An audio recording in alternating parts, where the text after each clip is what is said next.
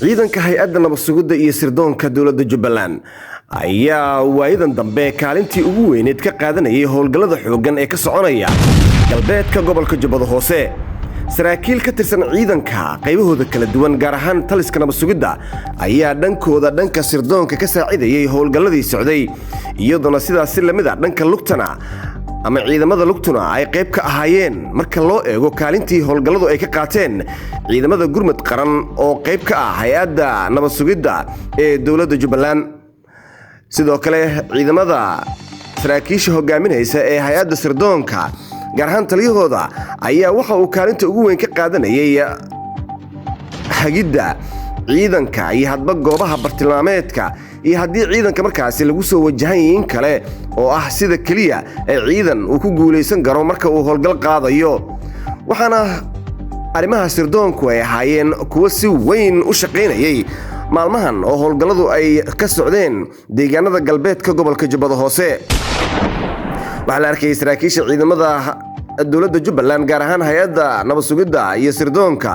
ee dowladda Jubbaland oo markaa adeegsanaya qalabka casriga ah ee markaasi diyaaradaha droniska iyo sidoo kale agabyo kale inta howlgalladu ay socdeen, kuwaas oo markaasi adeegsanaya hadba goobaha ay kooxda shabaab ku sugan yihiin iyo sidii loo bartilmaameedsan lahaa. kaalintii ugu weyneed ee hay'adda sirdoonku ay ka qaadatay howlgalladan ayaa waxa ay ka mid ahayd markii loo daatay amaba la duqeeyey talis ay kooxda shabaab ku lahaayeen deegaan ku dhow Mareerey,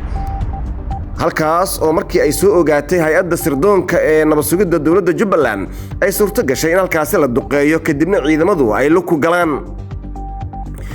ciidamada hay'adda nabad sugidda oo dhowr qaybood ka kooban ayaana kaalin weyn ka qaadanayay howlgalladii soconayay ee ka dhacaya galbeedka gobolka Jubbada Hoose oo ilaa hadda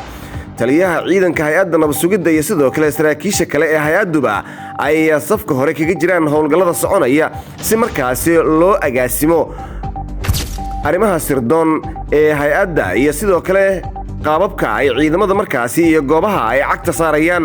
si loo xaqiijiyo ammaanka iyo sidoo kale badqabka ciidanka. ma jirin ilaa hadda intii howlgalladu ay socdeen weerar gaadma oo ay la kulmeen ciidamada dowladda Jubbaland, taas oo kaalin weyn ay ka ciyaartay hay'adda nabad sugidda ee dowladda Jubbaland. sirdoonka ayaa la tilmaamaa in ciidamadu uu kaalmaha hore kaga jiro xilliyada howlgallada, iyadoona inta badan hay'adda sirdoonku loogu talagalay in ciidamadu ay u dhegayso hadba goobaha laga shaki qabo in duulaan ay ka soo qaadaan gaadma ahi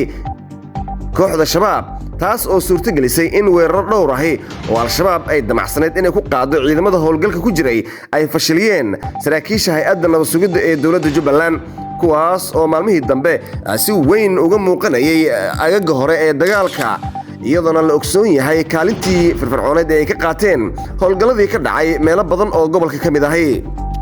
inta badan ciidamada dowladda Jubbaland tan iyo markii dib loo howlgeliyey